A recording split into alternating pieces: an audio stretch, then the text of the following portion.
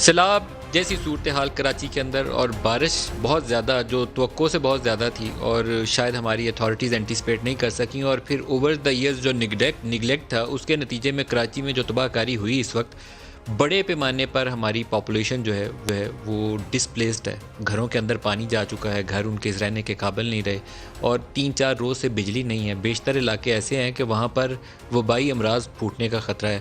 شہر کی پاپولیشن کا ایک بڑا حصہ ایسا ہے جس کی کل متا وہ 5-7 چیزیں تھیں جس کے ساتھ وہ زندگی بسر کر رہے تھے، وہ اگر پانی کے اندر ڈوب گئیں یا بہہ گئیں تو ان کا کیا بنے گا. وہ کچی آبادیاں جہاں پر بالکل ایک میک شفٹ طریقے سے تعمیرات کر کے گھر کے لیے کوئی ایک چار دیواری بنا کے اور چھت بنائی گئی تھی، وہ پانی سے وہ بسیدہ مکانات جو ہیں وہ جب بھیگ گئے تو اس کے بعد ان کا فیوچر کیا ہوگا، ان کو دوبارہ کیسے آباد کیا جائے گا.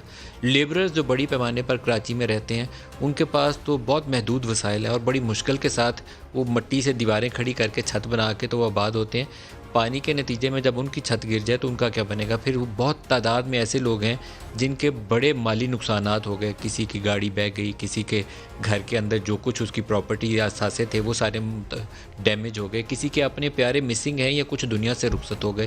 یہ ساری تباہ کاریاں کراچی جیسے ماڈرن سٹی جو پاکستان کا فنانشل ہب ہے، فنانشل کیپٹل ہے، وہاں پر ہوئی ہیں. فیوچر کیا ہے یہ ایک سوالیہ نشان ہے، کیونکہ ایک دنیا میں کانسیپٹ ہے کہ کہیں تباہ کاری ہو تو وہ کہتے ہیں کہ بلڈ بیک بیٹر. اور یہ ارتھ کویک کے بعد بھی ہم نے یہ سلوگن لگایا تھا کہ بلڈ بیک بیٹر کریں گے، ہم پہلے سے بہتر طریقے سے تعمیرات کریں گے. وہ ہم کر نہیں پائیں، سلوگن نہیں رہ گیا. تو کراچی جیسے شہر کے ساتھ ہم کیا کریں گے.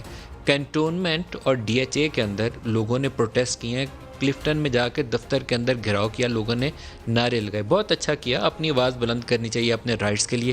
یہ کسی کے خلاف سازش نہیں ہے. جس دن شہری کو یہ احساس ہو جائے کہ اس نے اپنے رائٹس کے لیے آواز کیسے بلند کرنی ہے، اس دن مسائل حل ہونا شروع ہوتے ہیں.